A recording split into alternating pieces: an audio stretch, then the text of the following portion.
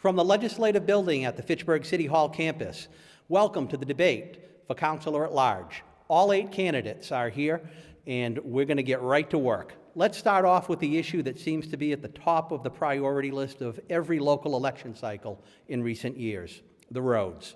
Road paving is primarily funded through the state's Chapter 90 program, which has not seen an increase in years. Since the city has no power to increase state funding, do you believe that there is anything the city can do to fix more roads? If so, what is it? How would you advocate for it? And most importantly, how would you pay for it? Mr. Kangsen. Well, Kevin, thank you for this opportunity, and to your Fitchburg Access TV team, and to you at home, thank you for watching. I appreciate this opportunity to participate in this important conversation. Roads are an important vehicle for economic development. Roads are an important vehicle for communication. Roads are an important vehicle for providing access. And roads are a testament to how effective our city government is in managing and living up to its obligations. Now, our roads do have problems. And since the Chapter 90 funds have dried up to a certain extent, we have to do a better job at maintaining the roads that we currently have. We have to attack issues before they become actual crises. Potholes usually begin very small, but expand over time with neglect. We have to use innovative and creative ways to remove snow from the streets, for instance, so that we can preserve the quality of our streets over a long period of time, given that these resources are no longer available. We have to use creative substances, environmentally friendly substances, substances that will be good for maintaining the quality of the roads, so that they can last over a longer period of time. That said, we must find some ways to address this issue, because we don't only have issues with the roads, we have issues with sidewalks. And if you look at sidewalks, especially those in front of senior buildings, seniors who need mobility access, that are in a very deplorable condition. So more than just the roads, we also need to pay attention to the sidewalks, because they also need as much attention as the roads. Thank you. Mr. Hughes. Thank you.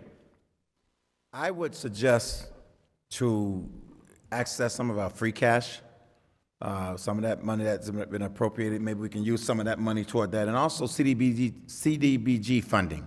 Kind of bring those two together and see if we can't supplement what's being done, because we know we can't change what the state is allocated for us.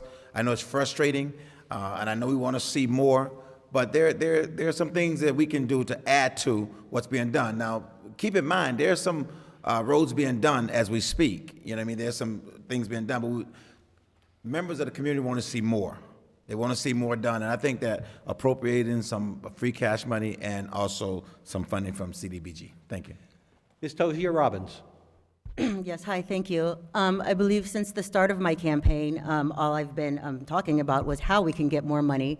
And one of the ideas that I propose is we have a mega cultural fair, festivals. We can have a few parties, as a matter of fact, which will bring in plenty of funding to fix our roads that we can all work on together. Mr. Muna was also right when he says that we also need to address the sidewalks. We do need to make it more handicapped accessible as well for the elderly, wheelchairs, spaces like that as well. Maybe get some water fountains on the sidewalks for the homeless, as well as porta potties, because people are using the bathroom all over our main street and our sidewalks, so we can address that issue as well. But yeah, I think that would be a great idea to get some funding in. Thank you. Thank you. Mr. DiNatale.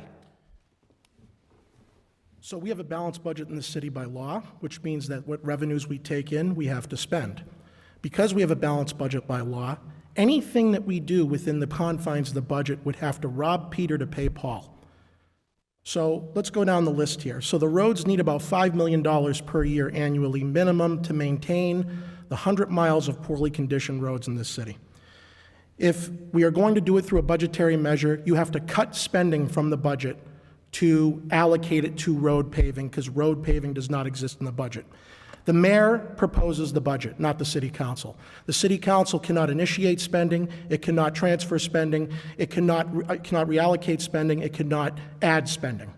It can only cut spending and move it, and have the mayor move it to wherever he or she wishes to put it. So in the last several years, there has been no cuts proposed by the council that have been passed because there's nowhere to reduce. And here's why I'm saying that. 49% of the budget is schools. State-mandated school spending, can't touch it. Another 24% is employee benefits, can't touch it, contractual. 15% is public safety and DPW. Can't touch it because we need more firefighters, more police officers, more DPW workers. That's 88% of the budget with those three items. That's not even getting into snow and ice removal, trash and rubbish collection, and essential services like veteran services, library, senior center, the whole 9 yards. New revenues, you can do new revenues, but we have an unfunded federal mandate for stormwater maintenance that we are currently underfunding by a factor of 75%. So the only thing a councilor can do in this regard is vote yes anytime the mayor submits to us a free cash appropriation request, and I have done that consistently my entire career, and I will continue to do so. Thank you. Ms. Squailia. Thank you. Yes, road repair is obviously the #1 concern of all the residents. It's always the #1 concern I hear. That and my taxes are too high. You know, we get 1.2 million approximately from the state every year in Chapter 90 funding, and it's insufficient. As been noted, we need $5 million a year just to maintain the road status we have. And the previous DPW commissioner had stated we needed about $8 million every year just to start to bring the roads up to medium grade. So we are current, and at that time it was like $75 million that we needed to maintain the roads at medium grade, and that was a few years ago. At this point, right now, we're probably at $100 million needed to maintain the roads. So can we afford to repave all the roads? Absolutely not. What we need to do is focus on cost-efficient strategies to maintain the good condition roads we have. And the previous DPW commissioner, I think, was on a real good track doing this. We have the cold-in-place recycling on Airport Road, which is it's a more cost-efficient way to repave the road.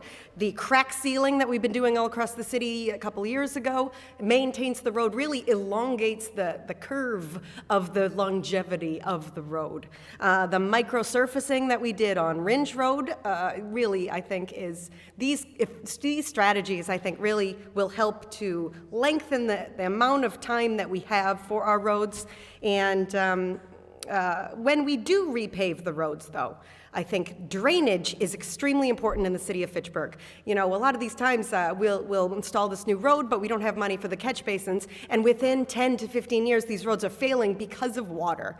So ensuring that we can utilize multiple funding sources through stormwater grants, you know, like our climate resiliency grant that we're getting, in order to bundle that with road paving projects, I think is very important. And then when it comes also for a tax override, I might consider that putting it to the voters. Thank you. Mr. Zarrella. Thank you. I can't help but notice that what I've been hearing for the last few minutes is an awful lot of explanation of what we need and how important the roads are. We all know that. Suggestions for things that people other than the council can do. You know, mayoral policies that could be enacted and so forth. As I understood it, the question was about what we as councilors could do, and none of those things are actual options for us as councilors.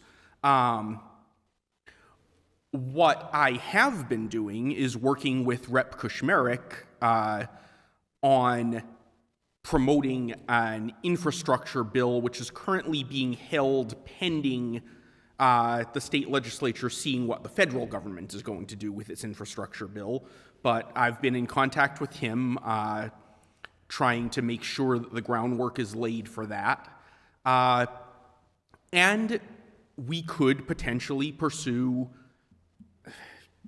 as a council, one of the only things that we can do to raise these revenues directly would be either a tax override or debt exclusion, which would have to go before the voters, or some other additional tax, fine, fee, levy.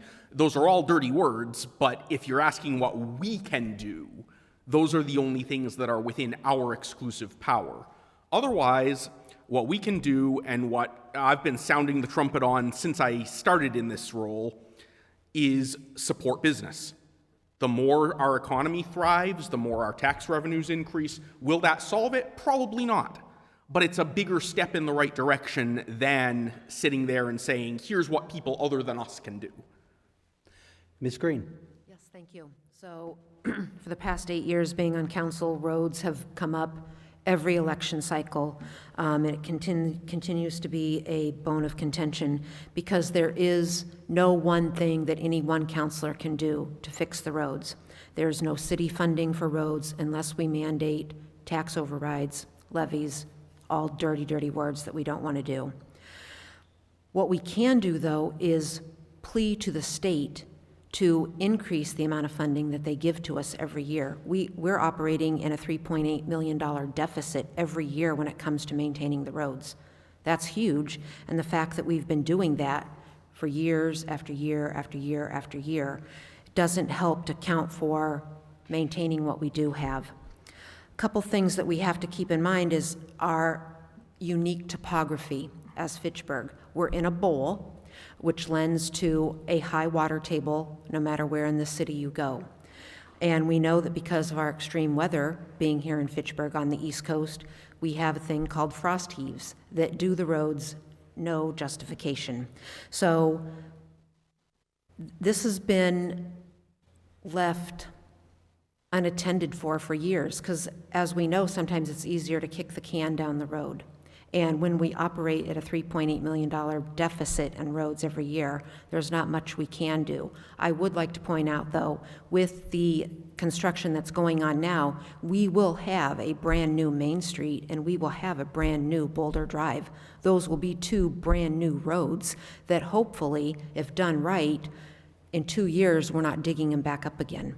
So keep that in mind, that as people start driving down our new downtown corridor, will be brand-new roads. Thank you. Ms. Cragin. Thank you. I've learned so much listening to everyone else, and I'm happy to see the high level of awareness on the granular level of roads as well as the big picture. What I've told voters as I've gone out campaigning is that our problem is actually shared by everyone in the state.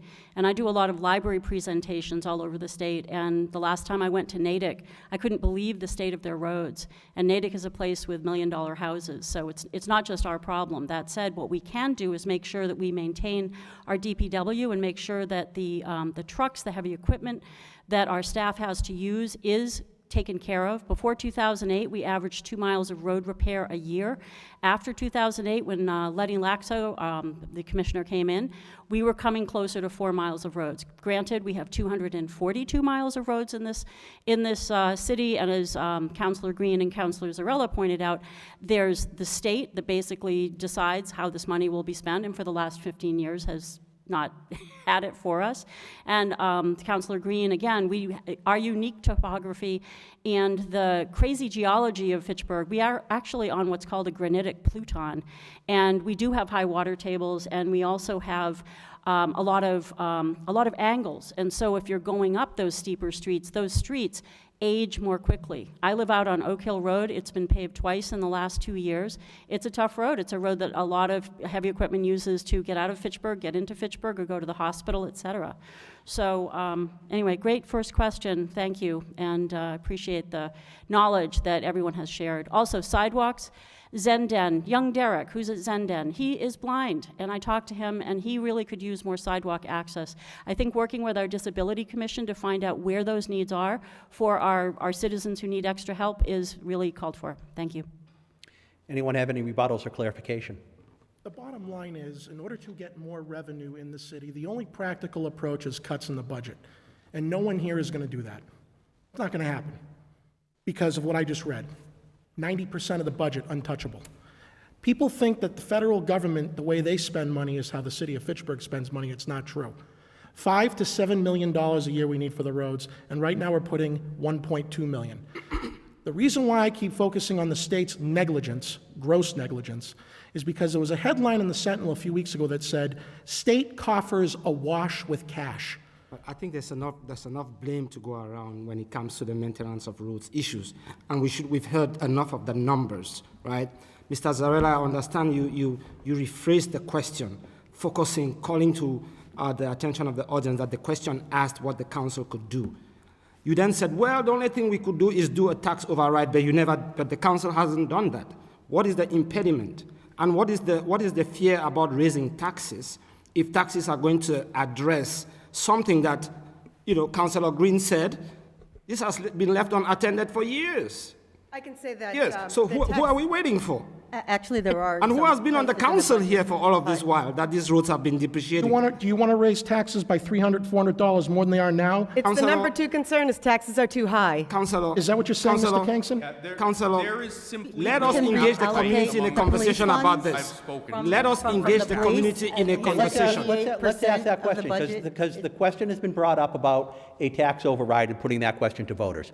If a petition was sent to the city council to put a tax override on the ballot to voters, yes or no question, would you vote yes or no? I would. No. What's a tax override? That would increase taxes over the Proposition 2.5 limit. No. No. I'd put it out to the voters. I'd ask.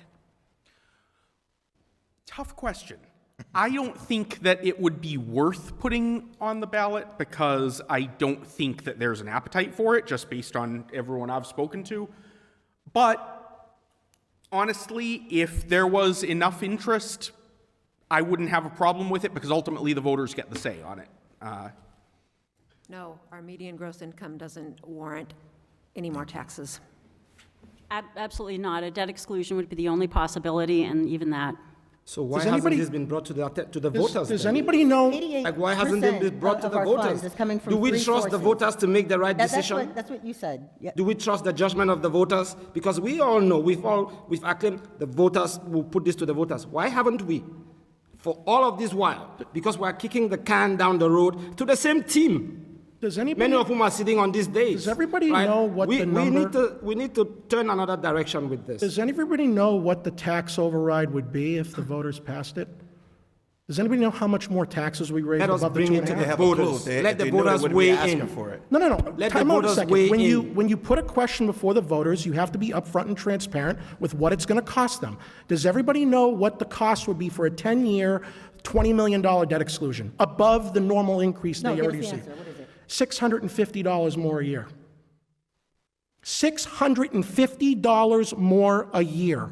I can tell you that when So when that's we why I'm have not our voting tax for it. classification meetings each year and people hear that their taxes are going to go up by $50 or $100 just from the 2.5% or whatever, I get calls for the next week saying, Right. why are my A taxes council that going does up? not Why can't you do communicate something about with the this?" community. This is a council that does not trust the voters of Fitchburg to make a decision even about their pocketbooks. We are a I will council put that this- listens I will put to this what the- our to the voters tell us, I will Mr. put this to the Decisions voters. because we're listening to them. Right. All But this hasn't happened. This has been left unattended for 8 years. For 8 years. When you take the time And you've been to listening to the voters? Let's give Mr. Hughes a chance. When you take the time to listen to the voters, and you'll know when you actually talk to them, if you've been out there and you've been in the community, you've heard this years and years and years, our taxes are already too high. So why sacrifice ourselves and go out on a limb on our own to do this when the voters have already expressed to us? And many of people here pay taxes as well. So when we talk about doing that, we have to understand what's the long-term effect. Do we want to pay $650 more a year than what we're already paying? Yes, we need to do these things. That's why I said, why don't we work with the mayor and talk about free cash appropriation, right? Maybe some CDBG funding to try to address this. Now, I agree with Mr. Munson. We can't just keep saying the state. We already know they're not going to give us any more. And if they do, then God bless them. Thank you. But right now, it's not going to happen. Okay, we're to out, we're out, advocate we're with up. the state, and we need to increase the cost effectiveness of the actual work that we do on the roads. We Yeah. need to do both. Agree. So like about like the storm drainage, cleaning and all that, we could also have the inmate cleanup as well. That could also save money as well. So on the cost Okay, we need, effectiveness we of we need, maintaining we the need to move roads, on. We're out of time on this issue, but I can promise you that 2 years from now, the question will come up again. Issue 2, 3 bills before the state legislature were the subject of public hearings in this past week, which call for following in the footsteps of some other states like Rhode Island in providing for safe drug consumption sites in the state. The bills would allow people to use drugs in the presence of medical personnel. The site would provide sterile injection supplies, collect used hypodermic needles, and offer referrals to addiction treatment and education. The bills have the support of groups like the Massachusetts Medical Society, the Massachusetts Hospital Association, and the ACLU. As an elected official, would you oppose or welcome these kinds of facilities in the community, given the opioid crisis? Mr. Hughes. Yes, I would oppose these type of facilities because just because you give someone a place to do it doesn't make it right. That's not addressing the problem. That's not addressing the issue. The issue is people they have mental health issues. They have other long-term things that they've been dealing with. So to give them a place to actually shoot up with drugs it doesn't make any sense. You know, I'm going to watch you do it to yourself. And if you need me, I'll come running over. That's really doesn't make any sense to me. And I'm pretty sure a person who thinks rational would say the same thing. Like that, why that doesn't make any sense to give somebody a place. Oh, you're struggling with drugs, so I'm gonna give you a place to do it. That's almost like saying to my kid, I know you have the struggle, but as long as you do it in your room, it's okay, because you're in the safety. Just in case you need my help, I can come in there. That doesn't make any sense to me. Ms. And I would Tozier-Robbins. absolutely say no. Thank you. Mr. Hughes, perhaps you didn't hear his question. He says, in the presence of medical professions, so I would accept these Doesn't make a difference places. who it is. Let's So go these through medical first. professions that are watching these people are actually going to be helping them with their mental issues, et cetera, and they probably would have a better understanding and a better, closer personal connection probably with these people as they're using whatever, and who knows what kind of conversations can come up between the user and the medical professions. So I think, if anything, at least try it. Let's see what happens. There's, in any type of something that can help, any idea that's open, I don't see why not. So I'm totally open to the idea. Mr. DiNatale. I am not open to the idea. Ms. Squailia. I think as counselors, it's very important for us to research these important issues before us and not just go on knee-jerk reactions. I've researched the safe injection medical facility proposal when we were first discussing it back in 2017. And, my first initial reaction was, what? No. But after I researched it, I realized that, they provide a medical location for people to do these things that they're going to do anyway. And they have people there with oxygen. There are 0 overdose. There are 0 deaths in these facilities. And after they use, they then go on to treatment. They have mental health conditioning. They have therapy involved, and they can help people to try to move beyond the use of this drug into treatment facilities. It's kind of one of those only chances that some of them get. And other than having the incredible cost of people that are using illicit drugs in our community, with the calling the ambulance multiple times a day, this is something we should seriously consider and research rather than just shut it off. Mr. Zarrella. I'm having deja vu because this question came up 4 years ago at my very first council debate. At the time, I said, and I think I'm quoting myself, that it was the most asinine idea I've ever heard of. And my opinion hasn't changed. I am absolutely opposed to this. I think that it has a number of serious problems. One is just illegal. Anyone who works at these facilities would be an accessory to a federal felony. Why in the world would we want to get our city involved in that? Number 2, safe injection sites. That's what my colleague to my right called them. That's not their official name, but that's what everyone calls them. Safe injection sites. Now, what message do you think that's going to give to someone who is being pressured to experiment with drugs, but is worried about their safety. Well, we'll just go down to the safe injection site and it's no problem. Why would we do that? Why would we do that? Yes, we need to provide treatment options. Yes, we need to be compassionate towards people struggling with addiction. This is not the way to do it. The way to do it is not to say, here is a place that you can do this thing that you shouldn't be doing, and we'll make sure you don't have any consequences for it. I know some people who are in recovery, and many of them have said that the reason they decided to get clean was because they realized they'd wind up dead if they didn't. So I am absolutely unalterably opposed to this. Ms. Green. I too would be opposed to this. As a healthcare worker for the past 28 years, my goal is to keep people healthy.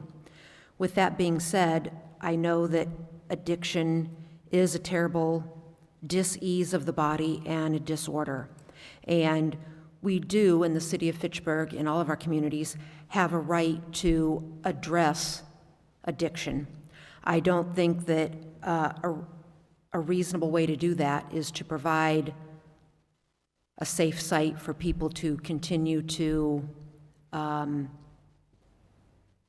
give themselves permission to continue to use. I would much rather be open to us talking about the possibility of building and having and opening mental health hospitals or facilities that can take on our residents who suffer with mental health illness.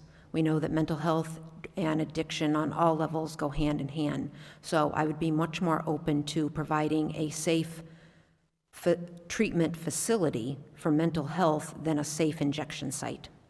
Ms. Cragin.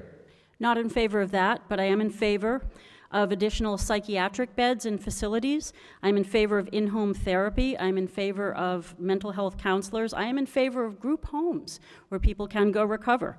And I would urge people to consider the case of the Norman Valentin House, which was up in Cleghorn for a number of years, and that was a facility where mostly men, I believe it was male only, were allowed to be, actively alcoholic, and that's a tough thing. That's what I'm in favor of. I'm in favor of additional funding to help people in the recovery side of their journey through life. Mr. Kangsen. That's a great question, especially since we just celebrated in September National Recovery Month, a time of the year to show support and solidarity with those who are dealing with addiction. I would support this because I think supervised consumption of illicit drugs, at least saves the life of the person who is doing the drugs, right? It will reduce the risks of overdoses.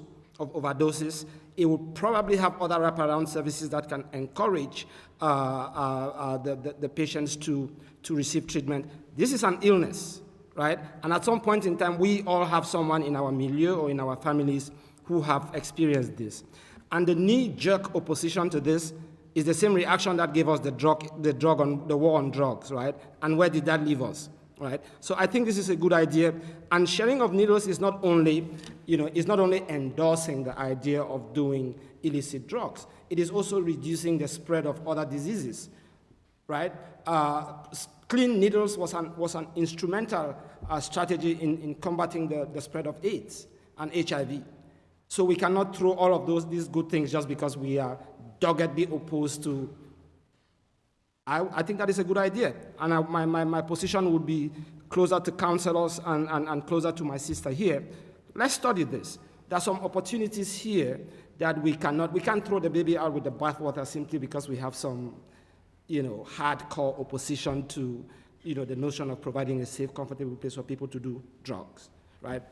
I mean, the community members standing at the intersection of Main Street and Spring Street will be there, and they will have access to needles regardless of if the city provides them clean needles or not. So let's not kid ourselves with this, extreme views of an innovative way to deal with a pretty serious problem. Opening the floor to rebuttals. I'd like to add one point.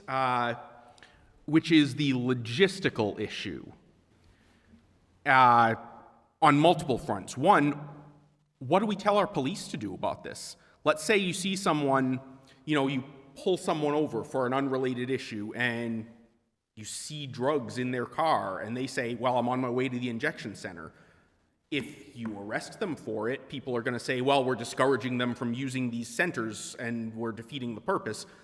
If you don't, what are we telling the cops to do? We don't know if Turn a the law blind eye? allows. We don't know if the law allows for people to bring their own drugs to the center, or if the law actually provides them these resources there. And that's so the, why I the, asked- the that's councillor why is it making makes an no assumption sense that at is not all. warranted. You see these the unknowns that are coming up? That's why it makes absolutely no sense. Basically, what they're saying is, we're tired of this. We're tired of working on this. We're tired, so we're going to bring you all here and let you do it here. We're running out of gas. We're drained. That's not the right answer.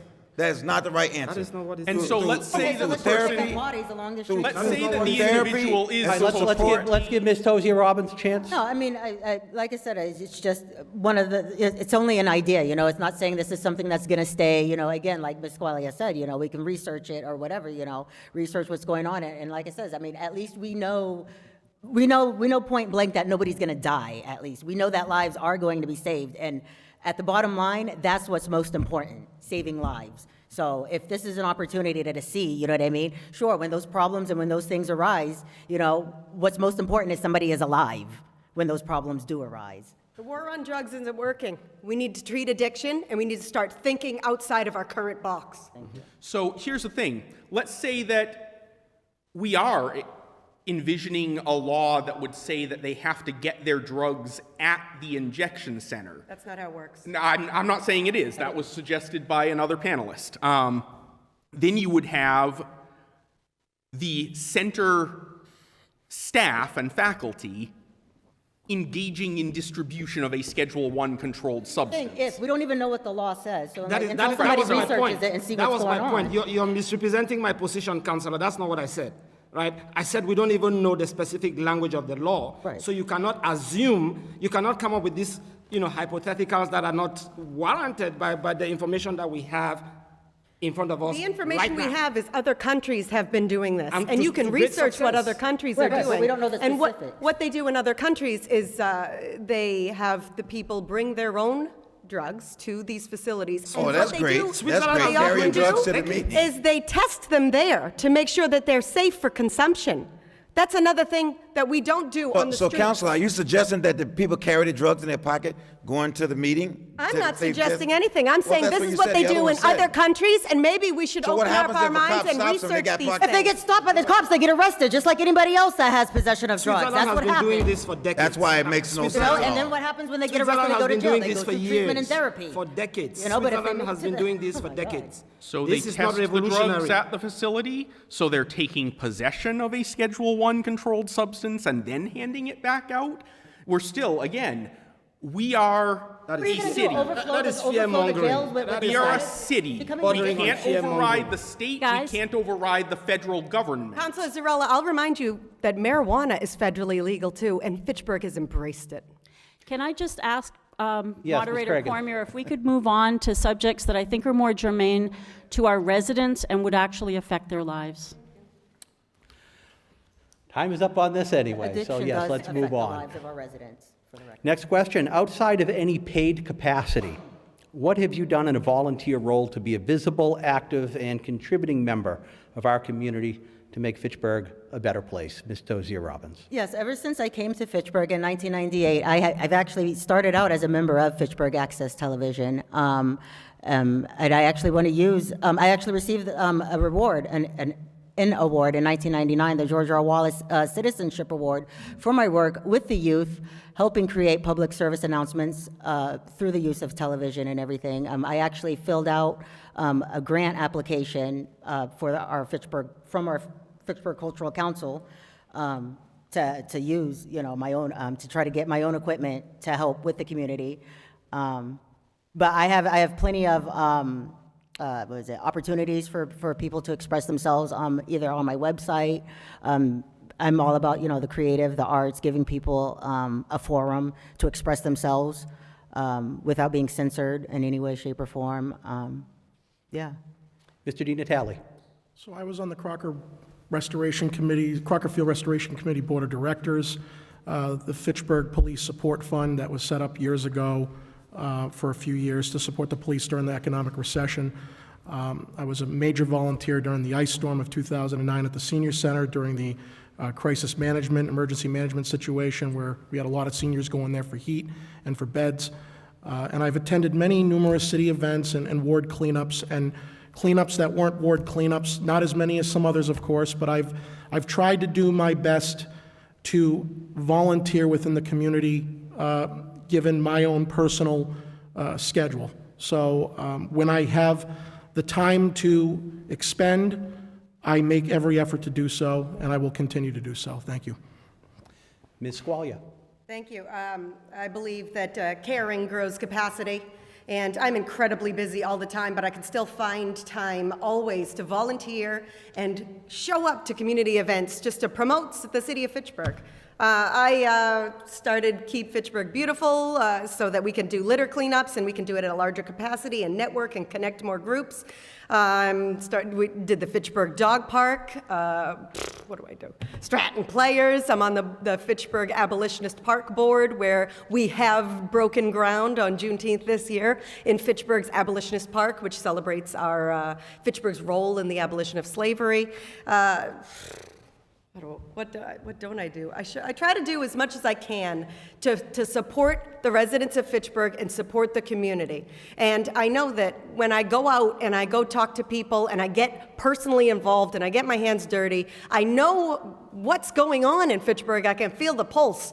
And so it helps me to craft, to understand what people want and to vote accordingly to what the taxpayers want.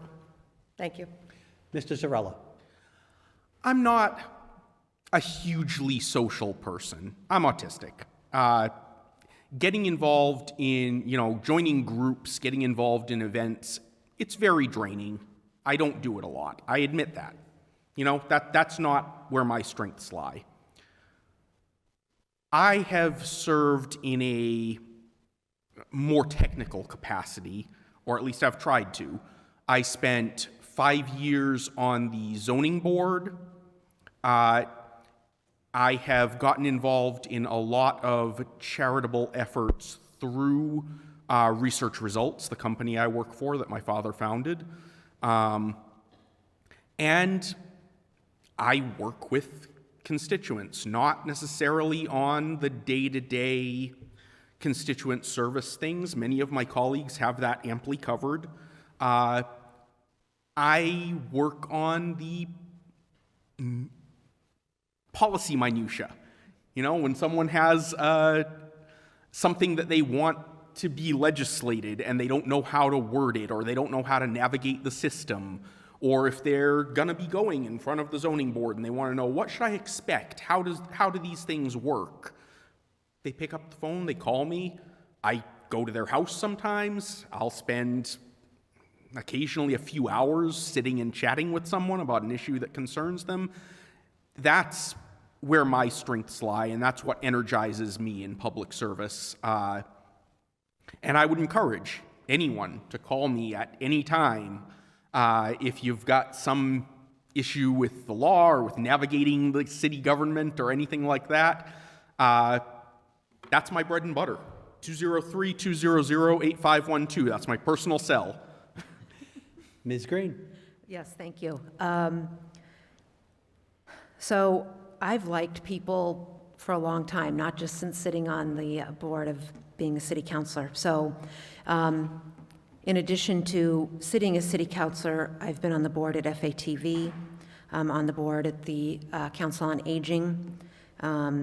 As some my colleagues know, but maybe residents don't know, that elders and veterans are highly important to me.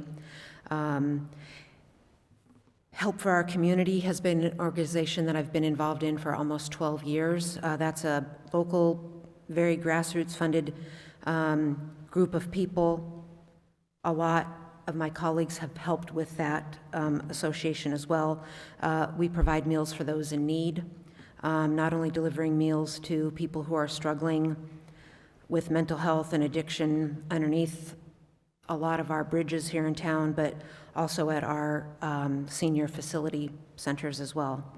Currently, I'm the president of the Fitchburg Historical Society and president of the Fitchburg Community Lions Club. Especially that is a service-orientated group that I'm proud to represent and to lead the charge in our community. I would also like to just commend all of my colleagues, not only that are here tonight, but all the ward counselors as well that do the tremendous amount of volunteer work that sometimes the public has no idea what's happening behind the scenes on getting the work done that's done every day in our community that sometimes gets unnoticed. So I commend all the effort, and I will say that we are strong in our community because of the word unity. We can all come together. We know that there's trash that needs to be picked up, and we're happy to help with that in every level. Ms. Cragin. Thank you. Well, for the last 13 years, I've served on the Fitchburg School Committee, and working with kids, working with families has been enormously rewarding. I've been very happy to help families navigate different systems, departments, procedures within the schools. Very happy we have instituted a high school musical again, as well as, of course, the Honors Academy and other really amazing pieces. Now, I'm just a small part of all of that because we have an amazing team in Fitchburg Public Schools as well as in our city. We have people who volunteer every day, and I feel like the volunteering I do, that if I can encourage others to volunteer as well, that makes us more powerful. This past weekend we did Letters from the Front, Fitchburg in the War of the Rebellion at Forest Hill Cemetery, and had we not had the Cemetery Commission and the Cemetery Department volunteer their time, skills, effort, and loans of tables and chairs and tents and goodwill, we would not have had the show we had. We had a really great show. Sam, you forgot the vaccine clinics. For the last 5 years, Friends of Fitchburg Dogs and Be Positive Therapy Pets has organized vaccine clinics at the Fitchburg Fire Department. I started those vaccine clinics in 2011, and I'm very proud that Fitchburg continues to do those because the year before COVID, we served over 500 pets. Also, as the director of Be Positive, we bring therapy pets to all of our schools. Just started a poetry reading program at Wallace Towers with Paula Giaquinto. Helped my uncle start Chess Chat at FATV. Authors Nights Riverfront Family Theater at Fitchburg Public Library, and making sure that families know where they can get pet food and how they can find clinics to help them with their pets. So I urge everyone to volunteer. It is hugely rewarding. And please, the Veterans Day weekend, we're going to be having more Civil War storytelling at Forest Hill Cemetery, and I'm hoping the reenactors will come as well so we can really honor the men who fought at Ball's Bluff in 1861. Mr. Kangsen. Thank you for that question. I want to compliment my fellow candidates for their volunteer work. I too have volunteered in cleanup campaigns in the city from time to time. In fact, I worked with Councilor Squailia not too long ago picking up nips. I understand that the councilor has a fondness for walking around Fitchburg picking up nips, so I've taken to doing that myself. I am also on the Fitchburg Public Library Board of Trustees. I think libraries are an instrumental part of the resurgence of any city that has gone through difficult economic times. I think they're an integral part of sustaining that renaissance when it happens, and I think we should fund our libraries more. The idea of volunteering is central to my existence as a person. As a student at UMass, I led 2 trips to New Orleans to volunteer in the aftermath of Hurricane Katrina. I was responsible for the formation of the Mayor's Volunteer Corps in the Mayor's office in Cambridge in 2009, and I agree that volunteering is a good way to engage civically. I notice that civic engagement sometimes may be a problem, but that is a great avenue to participate in something good for the community, to uplift the life of others, and to put a good check against your name. Mr. Hughes. Thank you. My entire career kind of focused on the word we, because we never can do anything by ourselves. I learned from a friend of mine, we can run faster alone, but together we can run further. That being said, For the last 30 some odd years, myself along with a team of us, we've done back to school rallies. For 21 years, I worked in public education, and my expertise was dropout prevention and intervention, where we refuse to allow kids to drop out of school. I work with the administration, the previous administration, Mr. Masciarelli, the former superintendent, doing a number of home visits with the police department. We started the Summer Up program with the Gardner Police Chief, Leominster Police Chief, Fitchburg Police Chief, and the mayors. It was a collaboration in terms of service, and that's what I would like to for the people to know. And also, being a team leader, one of the most things that stuck out to me was being a part of the team that led our city through some of the toughest time, which was last year during the demonstrations. And we as a team did that. It was no one person. It was us as a team working collaboratively in a collaboration together to making sure that there was one goal that was met. That means that we were all gonna be happy and doing what we need to do for our community. And that's why I just want to say thank you to everyone on this panel tonight for all the things that you've done throughout the city and all the things that you continue to do and what you'll do in the future. I just want to say thank you. We all serve in different capacities. Thank you. I assume there wasn't anything too controversial there. We don't need any rebuttals on this one. Move on to the next question, unless anyone has anything to add. We're good. Okay, so the next, this is the decision. Just want to add one thing. There's a really amazing group called the Fitchburg Art Stewards, and generally the Fitchburg Stewards, because they turn to environmental matters as well. And they're a wonderful organization locally that is really bringing people together, and we hope that there will be an aspect of encouraging folks to run for office through the Stewards program. They're starting a civic stewards program. That's what Simone Blake, thank you for telling me that. Very good. So this decision's already been made and is in the past on this next question, but a good benchmark and a good way to find out how you will act in the future as leaders when it comes to very big ticket items is to look back and say, what would I have done, or did I make the right decision? As we gather in this new legislative building this evening, part of the $26 million City Hall restoration project, we're in about year 2, I think, of a 20-year bond issue. Do you believe that the long-term benefits of this project will outweigh the cost of it, or should we have invested that bond capacity differently? Mr. DiNatale. Yes, it was a good investment, and that's not just me saying it. There's several public matter experts that weighed in on the issue, Smart Growth America, Chamber of Commerce, Mass Development. You see it now that the City Hall renovation project was a catalyst for the more than $200 million of public and private investment that is going on now and will be going on. And former Councilor Caddy said it best during the debate we had about if we are not willing to invest in our own downtown as a city, how do we expect everybody else to want to invest their private dollars in the city? So you see more in Square redevelopment happening, more in Square Diner, Urban Fork. You've got the Snow Street development that's going in. You've got the B.F. Brown renovation that's going to start. You've got Fitchburg State University with the theater block. You have Peter Capadagli's building where the old gas station used to be at the Upper Common. And you have two-way Main Street happening. One of the reasons for that grant receipt was because of City Hall. Lieutenant Governor Polito said as such. And so, yes, the decision to reinvest on the downtown by revitalizing a historic structure to return the city to a suitable seat of government was the right decision. And no, I would not have done anything differently in that regard. Thank you. Ms. Squailia. Thank you. I was the one vote against the spending of the now $26 million on City Hall, and I would absolutely vote against it again. The main concern at that time was we had no economic development plan, we had no strategic development plan, we didn't even have a capital improvement list. And at the time, the major projects that we needed to fund were Crocker Elementary School, the library grant, City Hall, and then who knows what other capital improvement needs we had, because we didn't create that list before we voted on this funding, which was one of the first things they did after the election in 2017. So I would vote against it again.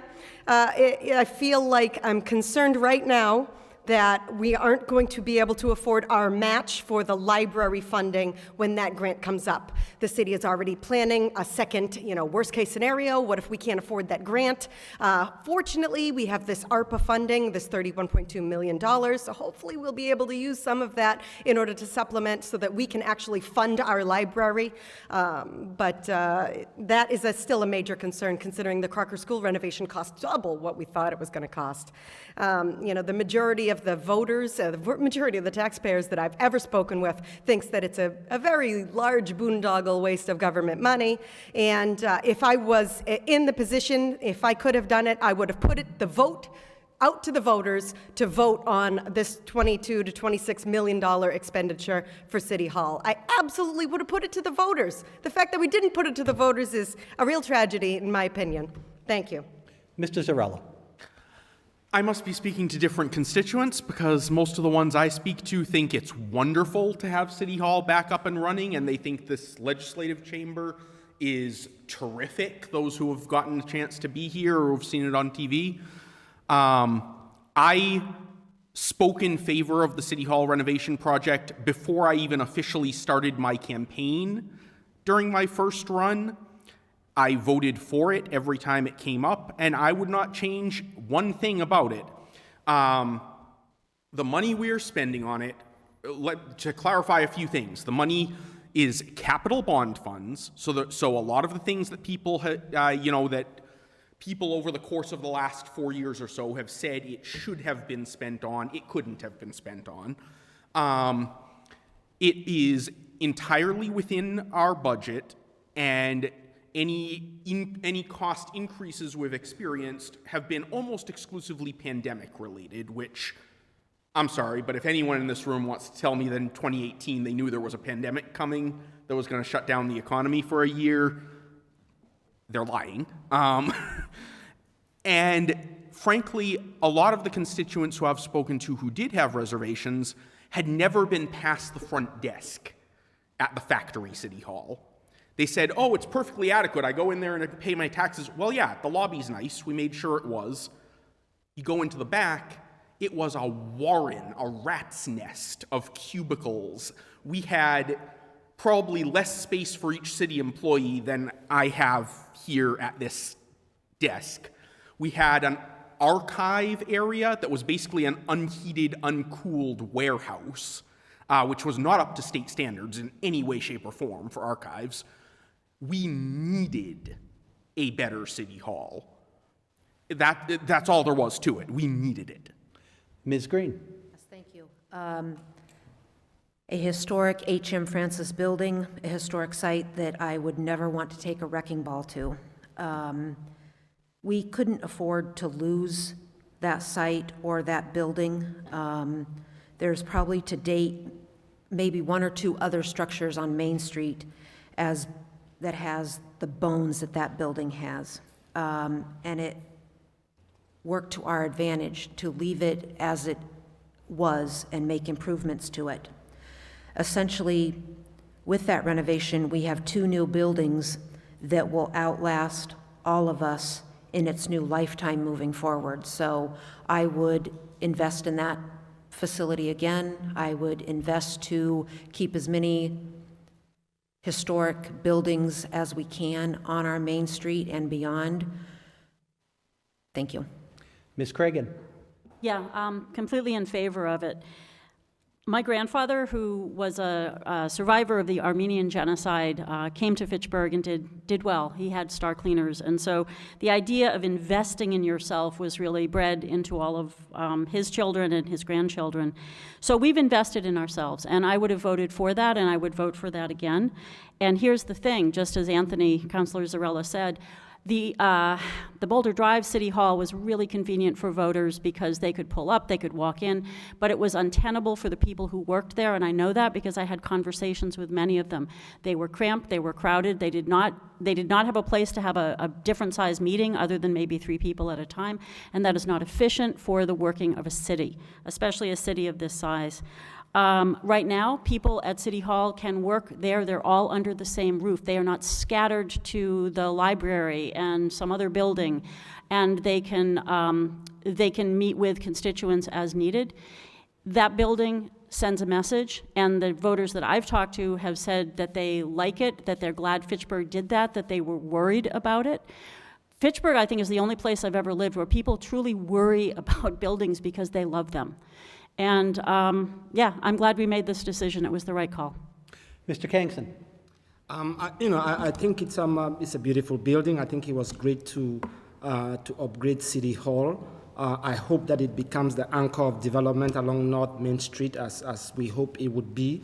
But no building benefits from a $26 million upgrade if there's not been previous neglect before that, right? So what happened? That we had to invest $26 million. Did we invest adequately during the previous years to upgrade the systems, to do even a modicum of upgrades? Because perhaps if we had on a consistent basis, it would not have come down to like a $26 million bill. So that's the first thing, right?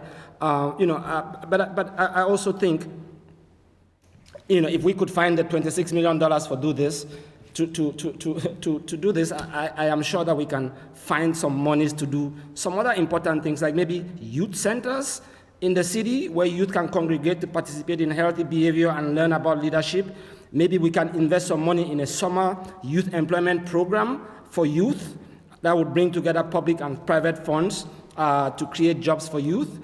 Maybe we can invest, we can work with Fitchburg State University that is renowned for its game, its game studies department to create some opportunities for youth who are always on their cell phones to learn how to design games at these youth centers. There are many, and I would rather look forward than look backwards, right? I would rather look forward. And the question, the premise of the question invites us to look backwards.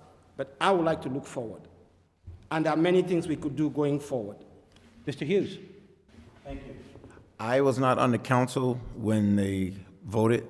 Had I been on the council, I would have voted yes. Why? Because I'm thinking, number one, of the amount of business that has to take place in City Hall. I had the pleasure of going over to Boulder Drive, and to me, it was chaotic. You need to see the mayor, but the mayor is behind 10 cubicles. You need to see the building department. It's over here with 3 other departments. Everyone's stacked on top of each other. It was just not conducive. So imagine the people that had to work in that environment. What about privacy? What about when they're meeting with other members of the community? So it was an investment that needed to be made, that had to be made. And if I was on the council, I would have voted yes. And if it comes back again, and we need it, if it falls down, I'll vote yes again. I'll vote yes again. Thank you. Ms. Tozier-Robbins. Yeah, so again, I don't know all the specifics of everything that, happened around the vote and everything, but to my knowledge, it's, a lot of the citizens, I guess, it's no secret that people are complaining about the price tag of the project. I understand, I guess from what I'm hearing, it was a difficult situation to work in the other building, and I get that. But, was the price tag really worth it? And, I look at where we're at right now. Look at this space where 8, 9, 10 of us are at. This space can easily, 50 people can sleep in this room tonight, after we leave and cut the lights out. There's enough space in here, do you know what I mean, for 50 people. How about, what's going on with that $28 million building right now this second? You know what I mean? Who can use that? Can anybody in the public use it right now? Can any of, you know what I mean? So I think, probably just the price tag and usage. I mean, long-term usage, sure, if we're going to open up the West Wing to, some of the poverty, if we're going to open up the East Wing to the youth, yeah, you know what I mean? But, the question was long-term usage. I mean, if we can make it more accessible for more people of the community, instead of, going back and crying about, oh, wow, we did this, wow, let's just suck it up and make the best of it, I guess, let's get everybody now involved with the new building. Let everybody be a part of it. May I clarify? Open discussion for rebuttals? May I clarify or correct some things that were said, please? It's not 26 million or 28 million, it was 23.6 million. 22.5 million was the loan, 1 million was free cash, and then there was a $600,000 supplemental request out of free cash because of COVID, and we only spent $100,000 of that. So the project was done on time despite a global pandemic and on budget. So it was $23.6 million, number one. Number two, with respect to a ballot question, we don't put ballot questions before the voters for capital projects within the confines of our budget. The only ballot questions we put forward are for Prop 2.5 overrides or debt exclusions that would fund specific projects like many other surrounding communities. Whether we did City Hall or not, it wouldn't have gone before the voters because it's within the confines of our debt service. And, well, it didn't, and it's over.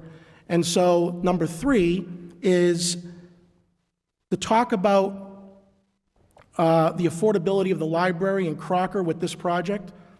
As much as people want to make this project the albatross and the scapegoat of the city's ills, we got a debt service schedule from the auditor's office a few weeks ago, specifically outlining the debt payments of City Hall in correlation with a loan for the library, which was $12 million, which we've always said was going to be $12 million, and $20 million for Crocker. And it was not said earlier that in our debt service budget, $867,000 right now is in our debt service budget for small and medium-sized capital improvement projects. We have invested millions of dollars in capital needs in the last 5, 6, 7 years, principally in the school department and the DPW. So when it's said that there's no plan, the plan comes from the department heads. You can have all the plans in the world. If you don't have the funding source, the plans are meaningless. And it's incorrect to say we don't have a plan. The plan sits with the mayor and the auditor with their department heads. We get it every week in our packets for Finance Committee, a list of potential uses for free cash every 2 weeks. Question, so about Crocker Field, though, I thought you guys started the Crocker Field Sunset Series a while ago to fund Crocker Field. Whatever happened with that? I don't know what you're talking about. I have a clarification. So the library current grant proposal is $31.2 million. And Fitchburg's match for that 31.2, if it is 31.2, is $18 million. The Calvin Brooks, our auditor, gave us a sheet proposing the $18 million, but also the worst case scenario, if we can't afford the 18, it'll be $11 million that we'll need to put into the library very soon to do a full renovation. It won't be the $31.2 million nice grant renovation. But the bare minimum, worst case scenario, we still need to do 11 million. And also, I'd like to clarify City Hall coming in under budget. One reason that happened is because we took $3.5 million out of the proposed parking garage that we were going to have in the project in the original proposal, and we had to put it back. We eliminated that parking garage, and we put the $3.5 million back in, $1 million into this legislative building and like $2.5 million back into City Hall. Guys are gonna make another parking It was garage? $1.5 million. And that put us back into budget. It was $1.5 And million, what we're number going to one. be, what we're going to Number have two, to we do, didn't want to spend money the on parking it. garage at a time. across the street, when Fitchburg State University, if they build it, we will have to lease spaces from them in order to make it all work. There is no if they're going to build it. They are going to build it. The vice president of finance told me directly in a meeting they are going to build it. And it was $1.5 million, not $3.5 million, and it was a win-win solution for both parties because now we don't have to saddle ourselves with another parking garage that we have to spend hundreds of thousands of dollars to maintain over several years. That's on Fitchburg State University's dime. And in terms of over budget, it wasn't over budget. It's called capital projects. Sometimes things happen when you take charge of a structure that you didn't plan for. There's a lot of mansplaining happening here. Let's keep the mansplaining Excuse aside. me? Let's just have an Excuse honest. me, sir? Yeah. I think Councilor Squailia give can me a understand break. everything you're saying. Oh, that She's is a city ridiculous. councilor. Are you She's been serious serving right on the now? councilor. I think you should Let him like. finish his point. Let him finish his point. I was You're making not even understanding clarifying what he's saying. statements. Why am I I'm stating facts here, not the agreeing with my facts. colleague to my left. It is the facts that the councilor also has access to. Doesn't she? Isn't she That's on a the low council? blow, and you know what? Good luck It's using not that a low tactic, blow. It is just okay? calling out something in the moment. It's not a low It's blow. not it wasn't in the moment. He's putting the facts out there. That's what's wrong in the city now. We take things, we hear things, and run with it instead of sitting down, asking questions, and getting the facts. The point And is, every single one of the people I've spoken to, when you sit down with them and you talk to them and you give them the truth, the facts, then they know what they know how to. I don't think I'm informed averse to the truth. In a I don't think I'm public averse to body- learning about the truth. Zarrella. In a public body, it should never be perceived as off limits during a debate or discussion to tell someone that they're wrong. No matter what their status, no matter what their gender, that doesn't matter. If it's, I've had female colleagues disagree with me, I've disagreed with male colleagues, it doesn't matter, I don't care. What I care about is, do I think that what you are saying is factually correct? I don't care what you look like, I don't care which restroom you use. If you are saying something that I believe needs to be corrected, I'm going to correct it. That's what Councilor DiNatale was doing, and I think that's perfectly legitimate. So is there any more comments on the City Hall project in terms of its long-term cost versus benefits? In terms of long-term, it makes sense. It's a long-term investment. We see what's happening on Main Street. There are other companies coming in and investing into Main Street as well. So if we're going to have a Main Street, a real Main Street, where people can come back and shop and enjoy themselves, then we have to make an investment. It has to be done. There are other things that we could do, right? We could pass zoning, we could reform the zoning so that we can have second and third floor units, on Main Street. We already have that. We just changed it. It's We already not- have that. you know, We already changed it. Literally just fixed that. You just fixed that? Just Past year, after yes. 20 because it's Okay, election season, hold that's on. why. You just fixed that? It's election Hold on, season. Mr. Wasn't that DiNatale, very apparent? quickly. Begging them for help for over Just 20 a years. couple of more clarifying points that were said earlier. Quickly. Educate The yourselves. library, the $12 million we've set aside for the library, back in 2015, and I don't think anyone was on this council then, maybe Councilor Green, I don't remember. It was said at that meeting that we told the library, we can't commit to $18 million. This was 6, 7, 8 years ago. What we could commit to, if we couldn't match the grant, was the minimum amount needed to renovate the entire facility, which is better than nothing. That was known well before the City Hall issue came up. That wasn't a surprise. And the $20 million for Crocker Elementary School that we're paying for, yes, it's more than what we bargained for. There's reasons for that. The Mass School Building Authority had a lot of stipulations baked into the regulations that we didn't anticipate 7, 8, 9 years ago. So it's not because of poor planning or haphazardness. There are reasons why things didn't fall right into place. But with the library, that was known from day one that we weren't going to cover the full amount. One most more likely. clarification of the library. The mayor actually allocated $6 million out of the budget proposed, and the $13 million was proposed for the library trustees to raise for themselves. And now he put 12 million, not 6 anymore, Okay, with City Hall. okay. On a positive note, Fitchburg has been awarded a little over $30 million in funding from the American Rescue Plan. The mayor will be putting out requests for proposals to identify how to distribute these funds. As a city leader, how would you give some examples of how you would like to see this money distributed? Ms. Squailia. That's a good question. So what we're doing right now is we are putting proposals out to the community, and I believe it's November 15th that proposals will end. So you can go right to fitchburgma.gov. There is an ARPA area of our website where you can go in and submit ideas or proposals to use our $31.2 million in ARPA, in American Relief Plan Act funds. These will be put to the community. Originally I thought in our last council meeting that the mayor was going to propose some things, but what they did instead is put it out to the community and ask for proposals, and they also are putting it department heads. And I really like that idea because these things will hopefully come back before us and we'll be able to vote on them individually, almost as little mini grants. I would like to see that, it's so much money at one hand, but at the other hand, it can get spent so quickly. So it's very hard to say exactly what I'd like to see, but road infrastructure and coupling. I'd like to see coupling of this $31.2 million of this grant funding with other grants in order to make the impact much larger. Water infrastructure is one thing that we can use it for. Stormwater infrastructure, hopefully. The DPW is looking into exactly what they can use these resources for, but I'm really excited to see exactly what we can do to improve the city for the Fitchburg residents. And also, I'd like to make sure that these funds are spent in a way that really is for its intended intended purpose, right? To benefit those businesses and our community that was directly affected by COVID-19. So I'd like to see some of our small businesses and our community centers be able to apply for some of this funding so that we don't lose some of these institutions that we've had. Thank you. Mr. Zarrella. Thank you.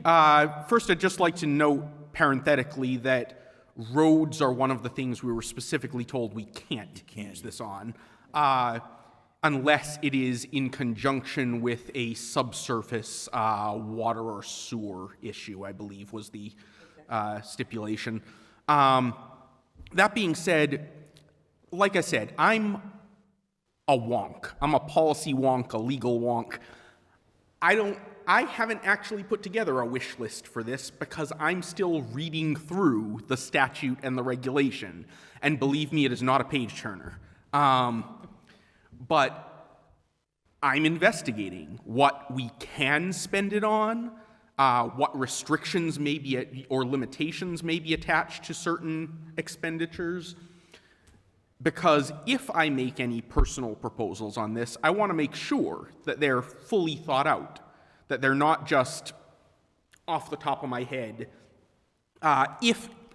But in the interest of answering the question, of giving people an answer that's a little more satisfying, I will say that if it turns out that it is both allowable and efficient to do so, I would like to see something go to our first responders, because they've been working on the front lines of this pandemic for the entire last year. I've heard stories about them sleeping in their basements so that they don't infect their spouses and children because they've been dealing directly with potentially or definitely infected people before the vaccines even were rolled out. They did right by us, and that was not a part of their normal job. They are not CDC employees. They don't deal with epidemics as part of their normal job. They did right by us. They went above and beyond. And if it is allowable under the funding conditions, we need to do right by them. Ms. Green. Yes, thank you. On one hand, like my colleague said, $30 million is a lot of money, but we know how quickly that money can be spent. So if I had a personal choice, I would like to see our own health department get all the funding that they would request in order to not only maintain our community's well-being, but looking forward and looking in the future on, so we don't get stuck in another health outbreak with not having enough staff to fulfill our community needs. And that would go out to any of our community facilities or our community organizations who are struggling. That includes all of our nonprofits. So this is a perfect opportunity to take the time that if there is a nonprofit organization that you belong to or that you know of that is in need of funding, maybe a one-time funding source, this would be the avenue to take. So I would like to make sure that we spend it wisely and always with responsibility to the betterment of our community. Ms. Cragin. I'm also the chair of Stratton Players, and we just began our 97th season. We are one of the oldest community theaters in continuous operation, not only in our region, but in New England. And I was reached out to by someone in the city to say, hey, take a look at this, this paperwork here. So I'm about to start doing that, and I'm curious to see where it leads us. We have a small board. We are devoted to providing theater to all. And the other institution that occurred to me, and I don't know if would be allowed, but Crocker Field has been in need of turf. Crocker Field is not played on the way that Doyle Field in Leominster is played on. Many more games are played at Doyle Field. Many more community events occur at Doyle Field. Crocker Field is beautiful. It is truly a jewel. It's more than 100 years old, and it is a remarkable place within Fitchburg. We now have children playing soccer and field hockey and running track who might never have an experience at Crocker Field because we don't have turf. And I think that every child who plays athletics really needs to be there, and not just at graduation, although we want them there for graduation too. So I'm really excited. It's so unusual to have good news, on as far as money goes. I did have a piece to add about the City Hall situation. We are maintaining buildings now in a way that we weren't 15 years ago. I am so proud of that.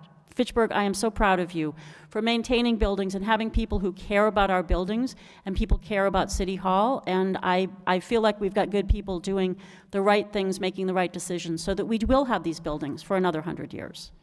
Thanks. Mr. Kangsen. I agree that $30 million is a large and good sum of money to have. I agree with the councilor that perhaps a grant program providing resources to NGOs that are based in Fitchburg would be a good way to do it. One way to use those monies. I think we should invest some of these monies in the youth, right, in creating opportunities for youth. I really seriously think we can invest some of these monies in building, in youth centers. I think we can invest some of this money in housing, right? We are at the cusp of a housing crisis in Fitchburg, and I think now is the time. We're almost like late to start addressing this problem, and we can invest some of these monies in that. I think we can initiate a scholarship program. I think it will be good for the city of Fitchburg to offer a symbolic amount of money to students in high school who are graduating and moving on to college. I think it would be good to use some of the, we haven't even spoken about the environment. It's like if Fitchburg is not on this planet anymore. I think we should use some of these monies to begin to make progress in converting some city buildings into net zero buildings, so that we can reduce our carbon footprint. And there are many more uses for this money. I think we can invest some money in treatment centers to combat the opioid crisis. I think we can provide some assistance to small businesses as they deal with the economic impact from the COVID virus. There are many ways for us to do this, but I think that it is very helpful to get the community input. So I think a program that calls for the community to make to put in applications or somehow involves the community in the decision-making process as to how these monies are spent will be a good deal. I think a participatory budgeting system that will set aside some of these monies to be debated by community members will be a good idea too. Thank you. Mr. Hughes. Thank you. I would like to see these funds used for housing, childcare, restoring jobs lost due to COVID, education, healthcare, small business support, and most of all, I want to make sure that whatever program or whatever idea someone has, it makes an impact on our community, a long-lasting impact, not just something to line some organization's pockets with. And so every organization, nonprofit, or whoever I've been speaking to, I said, listen, make sure your project is going to make an impact on our community, not just asking for money just because we think we have a checkbook and we're just going to be writing checks. Make sure that it's going to make an impact. Thank you. Ms. Tozier-Robbins. Yes, I think the housing definitely is number one. Emergency housing, we can actually address the citizens that are neglected a lot. So the money would definitely be first and foremost for our most poor citizens. If we can get more sober houses going back up, definitely along the lines of, more with the addiction treatment facilities, definitely housing, education. We could use that, the youth. I'm totally on the same lines with you. I've also been pushing the youth center with my campaign. However we're going to get this money, either with the cultural festival that that I would like to see happen, or even with this ARP money or whatnot. Definitely something for the youth center, education. Housing, fixing up what we have. Fitchburg has a lot of factories, and I would like to see, some of those factories getting back up into production. That would also, that's how the city started. We were a really big, bustling town, if we can get the people back into the factories, get those cranking up again. Musical instruments for the schools. She was talking about turf for the football players, but I also think that music education is very important. Just important in general. So like, I'd like to see, yeah, we could use that money to get some musical instruments and teach music. Thank you. Mr. DiNatale. These are all admirable wants, but most of it is not within the confines of what the law requires. We can't spend this money on most of what was said here this evening. The only things we can spend this money on are COVID-related business issues, lost wages, premium pay, plugging up gaps in our budget, restoring municipal jobs, water, wastewater, and broadband infrastructure. That's it. So I asked the council meeting a few weeks ago about wastewater and water. We have, as we all know, residents who are paying 2/3 the rate of water for every gallon they use on the sewer portion of their bill because of an unfunded mandate that was handed down to us in the 1990s. So I would like to see rate relief for the residents by way of sewer infrastructure projects so we don't have to raise the rates again, or at least delay the raising of the rates and pay a project or two with this money. Water infrastructure, we have a lot of aging pipelines in this city that need replacement. So I'd like to see some projects like that get knocked out without having to raise the rates on the residents. But the problem with this is you only have $32 million to spend. I say only because a wastewater and a water project combined could cost millions and millions of dollars. So whatever we decide to do on the infrastructure side, I'm concerned it's going to be, I think we should take care of the COVID-related matters first, and then the infrastructure second. Because the infrastructure, I fear, is going to be probably 2/3, if not more, of that $32 million, considering how expensive these projects are. But it will directly benefit the ratepayers because we will stave off future increases on water and sewer bills to knock out some more of these projects that we've been pushing off because our residents are tapped as it is. Thank you. Are there any rebuttals on this one, or do we move on to the next question? Let's keep in mind, we have about 3 to 4 years to spend this money, so we don't have to spend it all right away. So we have time to plan, right? We have time to implement, so we don't have to rush and just start grasping at straws, trying to just think of things to spend the money on. We still have time to spend it. And that money's sitting in an interest-bearing account, very low interest, but something. Yeah, I just wanted to follow up on that. I agree entirely with Councilor Hughes that Mr. Kangsen made a good point when we were talking about the City Hall project, that the reason we got into that situation in the first place was a lack of maintenance and forethought. And so, honestly, one of the big themes that I've been coming back to again and again and again for the last 4 years is don't make the decision that feels right now. Take the time and make the decision that we're going to agree was the right decision 5, 10, 20 years down the road. So I agree. Whatever we do with this money, it should be a methodical, deliberate process, not something where we put together a list of things that we could spend it on and then go, okay, this one, go. We need to take our time with this because this opportunity is not going to come around again anytime soon. Mr. Zarrella, homeowners carry about 80% of the property tax burden in this city, with commercial and industrial owners splitting the rest. Do you consider this to be a fair balance? If so, why? If not, what can we do to ease the burden of homeowners' property tax bills in the city? Do I consider it to be fair? Yes, in the sense that the tax, we just got back down to a zero tax shift, which we've been working towards since the 80s and which has been badly needed. It is not fair to directly shift homeowner property taxes onto the business community, which is what we were doing before. Do I consider it ideal? That's a completely different question. No, it is not. Homeowners should not be paying 80% of our tax revenues. But the way to fix that is not to shift the burden onto business and drive them back out of the city all over again. The way to fix that is to grow the business share of the pie. As we continue to bring more businesses in, because the way our tax levy works is there is a total tax levy each year. And Councilor DiNatale, correct me if I'm wrong, this is your wheelhouse, but there is a total tax levy, a dollar amount each year, which then gets parceled out to the various properties according to their value.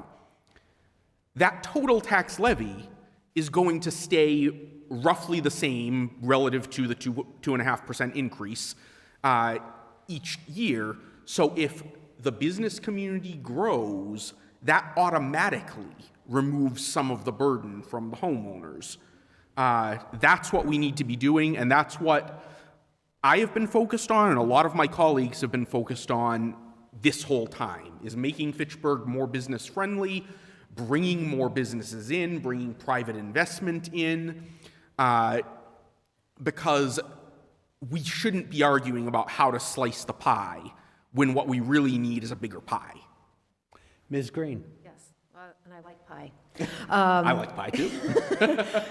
So, as we know, since, some of us have sat on council for years, this is always a concern, and it was more of a concern when we had the dual tax rate, because then we had business owners, like myself and a few of my colleagues, who ended up paying more owning business property in addition to our residential property. So we have finally managed to get to the single tax rate. And unfortunately, that's a cost of doing business as a homeowner in any community, is that residents bear the burden of their tax bill at least once a year. Ours happens to be twice. And in order to fix that, we need to bring more commercial and industrial business to this community. We see an uptick of that. I do believe that in the very near future, we will see some businesses right on Main Street open with retail on the first level, and then luxury or market rate housing above that. So then that's a double bang for our buck as far as I'm concerned, because then we get revenue from the retail side as well as the housing side. We have streamlined our permit process at City Hall through the building department, which has been a godsend. We are working now with hearing the last of zoning changes, so that's been a 5-year process in that. So everything takes time. We're getting there. I don't want people to lose faith in what we're doing. We're meticulous. We're fiscally responsible in doing it, and the decisions that we make are impactful not only for now, but for the future of 01420. Ms. Cragin. I'm also in favor of pie. The bigger, the better. I've had really interesting conversations with both people who have businesses, large and larger, and homeowners, and who are just, who are voters, who might work in the city or might be retired.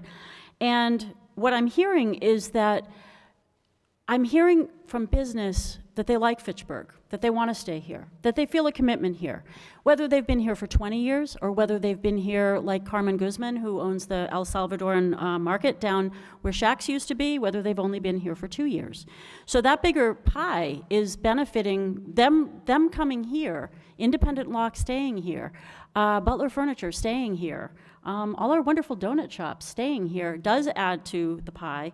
And when I talked to the Chamber of Commerce folks over there, Roy Nascimento reminded me that the industry is not just in Fitchburg, but North Central County, because rising tide raises all boats, include health, education, manufacturing, also logistics and distribution. And we're about to get a great big logistics and distribution site in Fitchburg. People have told me they're bullish on Fitchburg. I come at this from our family owned a dry cleaning store, which again, everyone needed, especially at a certain point in history, and that we employed other people, and mostly family members, granted, but we did. And when I talk to folks who have businesses, who are self-employed and want to stay self-employed because of regulatory overhead and difficulty in having workers, that's what concerns me. Those people are really being squeezed. So I don't know what the answer is, save that I go down to the Salvadoran market and I get the coconut milk and I order my takeout from Fitchburg. I only buy gas in Fitchburg, and I urge others to do so. And again, that's a small piece. And, but I think, that matters. So thanks. Mr. Kangsen. Thank you for that question. I mean, I do agree that 80% is a significant burden, and I agree with my fellow candidates that a good way to do it is to grow the share of businesses from the share from businesses. And how do we grow businesses in general in Fitchburg to get that increased share? I agree that we facilitate, make it easy to get permits to build. I think we should actually waive some permit fees for certain constituencies. I think we should, look at, fees, linkage fees. We should be able to charge linkage fees to new developments that we can use to offset some of this tax burden. I think we should, I am thankful that, the zoning change finally happened. I thought it should have happened a long time ago, but it is good that it happened now. I think, we should fund the library, right? Because the library provides a foundation and the resources for people to live their best lives. Most of the resources that the library provides are for free. You can go there and use the computers. You can go there and use computers to look for work, right? So along with the economic development that we all envisioned, is going to be the need to train our community members to take advantage of some of these opportunities. Mr. Hughes. Thank you. I am not in favor of just shifting.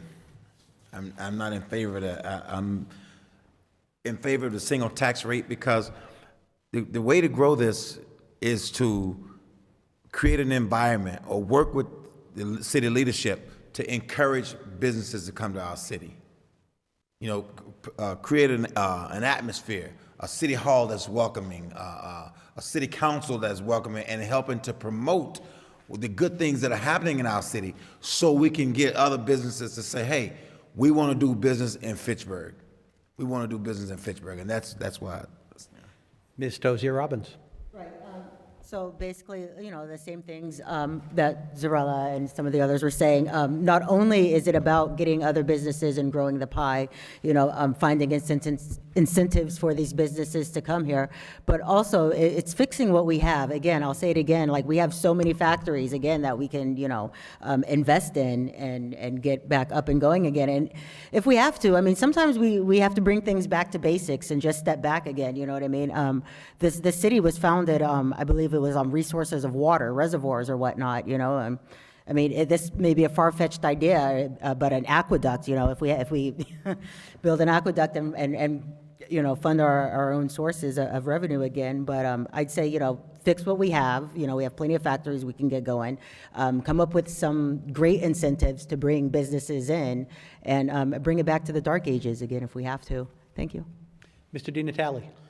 So since I started on the council in 2008, it's been a goal of mine to move us to a single tax rate, to be competitive with the rest of the market in north central Massachusetts.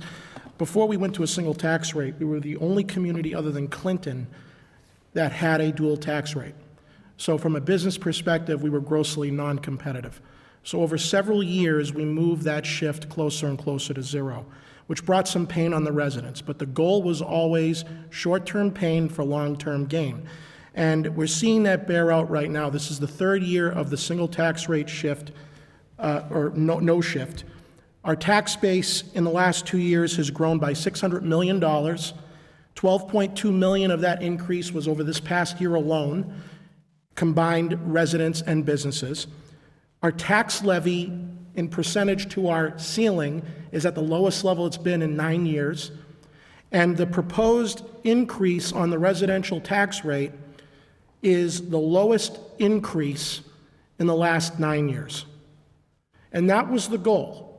If you move to a single rate and you stabilize the business sector and grow the business sector, that increase every year that the residents bear because they have 80% of the base, because they have the most value, will go down and down and down, and that's exactly what it's been doing. This is the lowest increase proposed in several years. It's still an increase, but it's a lot lower of an increase than they've experienced 2 or 3 years ago, which was $300-400. So the city is in a very good economic position right now, and the single tax rate has cultivated that and helped that come to fruition. And I think it was Zillow.com in 2018 said that Fitchburg had the highest increase in single-family home residential value of all of Worcester County. So that was a positive. But when values go up, the assessments go up, but it stabilizes the base. So our base growth and our tax rate increase are going in the right direction, and I'm happy to see that, and I hope it continues. Ms. Squailia.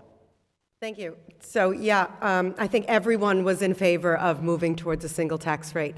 I personally was concerned about how quickly that we shifted it year over year, especially as Councilor DiNatale just mentioned in 2018, the home values really skyrocketed and our tax bills went up quite significantly. And then to shift a significant amount back to get us to a single tax rate, it was concerning at that time. Now that we're there, I'm very happy that we're there at a single tax rate, so now we can continue to, like all my fellow candidates have said, what we need to do is grow our commercial tax base.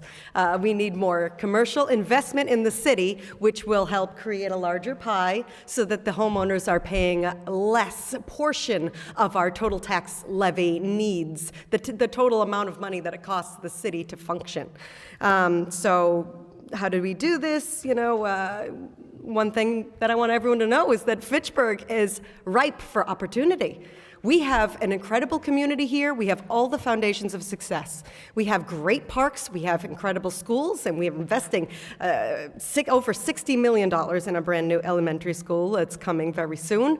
We have an incredible amenities here in the city. We have an airport. We have so many opportunities here for a business to invest in here, and we have the workers here are ready to work. We have local institutions like Mount Wachusett Community College and Fitchburg State University that are ready to train our workers. And right now, according to the Chamber of Commerce, we have something like 40% of our people are traveling out of the city to go work. So we have workers that are here and ready to work, and we want your investment. Fitchburg is ready. Thank you. Sounds like everyone supports a single tax rate. We all like pie, and we're running short on time. So can we get to the last question? Can I just add that very quickly, growth yes. is already taking place? You've got new developments at Snow Street and Day Street proposed. You've got Morin Square. You've got B.F. Brown. You've got the Theater Block. And you've got Game On Fitchburg in West Fitchburg. That was a $12 million valuation increase. So the wheels are already in motion. Thank you. Ms. Green, in terms of your own style and vision, should voters expect to see you as a collaborator and team player looking to continue to move forward on the current direction the administration is taking the city? Or as someone who will try to change the direction, priorities, and the way of doing the city's business? My goal has always been working with all of my team. That includes my colleagues, past and present, our directors, past and present, and as long as we keep moving forward as a community, I will support anybody who's in place to make those decisions happen. I'm pleased that I have said before that I'm an independent thinker, and sometimes that, I don't always vote with my colleagues, but I always do try to have a bigger picture of what's best for this community, and I do that always with respect, and will continue to do so moving forward. Ms. Cragin.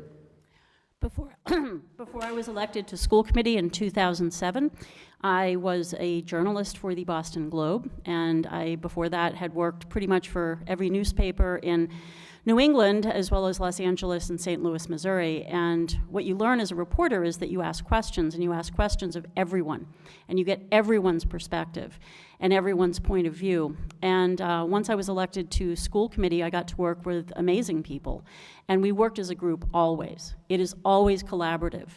I'm at Stratton Players. I'm a writer, and I'm a collaborative writer, and I'm also a collaborative director.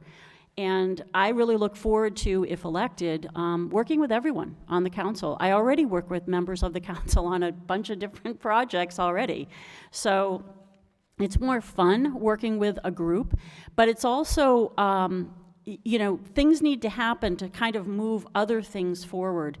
And I think that there's a lot of good energy that I found on school committee in 2008, starting with the building needs subcommittee, where we did evaluate all of our buildings and figure out what we needed to do, both to maintain and to repair and renovate. So I would answer yes, I think, to both of those questions. But again, I'm very happy to work with folks, and I love hearing everyone's perspectives. I think it's essential.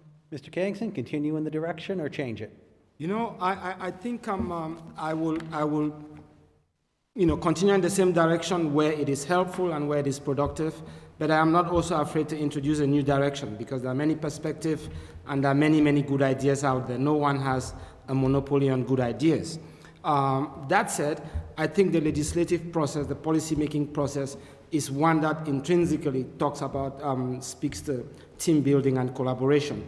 I think collaboration not only with your colleagues on the council, but also with community members. It is important to get the input of community members in the legislative process. It is important to do self-evaluation and to make changes where changes are necessary. There's no preordained path that leads to success. We all have to come together, we have to exchange ideas, we have to see where the commonalities are, and we have to celebrate those. But where there are disagreements, where there's an alternative way of looking at information, we should be bold enough to do that. Mr. Hughes. There are times I would continue in the same direction, but the danger in that is the old saying, if it's not broke, don't fix it. I mean, however you put that. But anyway, my thing is there are areas that needs to change, and we need to, in order to progress toward future years, not for right now, but to remember what's coming down the pike, what's the amount of young people, the amount of industry that can come if we open our minds up to new ideas and fresh things happening. Thank you. Ms. Tozier-Robbins. If I was satisfied and happy with the way things were going, I certainly wouldn't be here. So I'm all for changing almost everything, I guess, that's going on. Again, I wouldn't be here if I was completely satisfied with what is going on. On that note, I am a team player, though, you know what I mean? I listen to all people. I'm really actually excited to work, with whoever I'm going to be working with. And also, I'd like to include everybody. This is a city, like he said, it's a city effort, it's a group effort. And, when we do make our decisions, I want, more people of the city to be involved in our decision-making processes. I would love to have more people of the city involved, basically in almost everything that we do. So, yes, I'd like to see almost everything go in a brand new direction, but for the better. Thank you. Mr. DiNatale. I support staying the course, and that is based on perspective I had since 2008 when we were in the worst financial position the city ever was faced with, where we had no stabilization, we had junk bond status, DOR breathing down our neck, shuttering the library, shuttering the streetlights, shuttering the senior center. We've come a long way in 13 years, and a lot of activity going on right now and will be going on, and the economic tax base information I just read and the financials that I have talked about, all directions are pointing in the right direction. And the Sentinel, in an editorial in July of 2021 this year, said that the same thing, that, Fitchburg is on the move in the right direction, and I'm happy to be a part of that for the last 12 years, and I will continue to support policies that will get us to the end goal of downtown revitalization and other parts of the city's revitalization. On going along with the administration, I think I know better than anybody when to disagree with the administration. I disagree with him or the current mayor on a routine basis, maybe not in public all the time, but certainly in private. And the most important votes that we take as city councilors, ratifying his budget, I have voted against 4 of his 6 budgets. The most recent one I was extremely critical and vociferous of, right to his face in public, because I'm not afraid to tell him to his face when I believe he's wrong, and I've proven that out. He is probably the most comfortable individual in the entire world that I have no problem telling you're wrong to. I have 38 years of experience doing that. Thank you. Ms. Squailia. Thank you. I love our community and I love our people. I like collaborating with people in order to learn more about an issue and come to the right conclusion. I believe that we should encourage discussion and we should encourage differing opinions so that we can exchange ideas, so that we can grow and improve. We don't want everyone just to vote all in lockstep with whatever an administration wants. We want questions. We want discussion. We want improvements. There's always room to improve here. So I'm a representative for the taxpayers of the city of Fitchburg. I'm not a representative for an administration. I will vote what I believe is right and just for the entire community, and I will always get involved in community events and talk to our residents so that I know exactly what they want and what is beneficial to our entire community. I'm not afraid to vote against, what my other colleagues do, but I most often vote in favor of what the administration proposes before us, because most often it is in the right direction.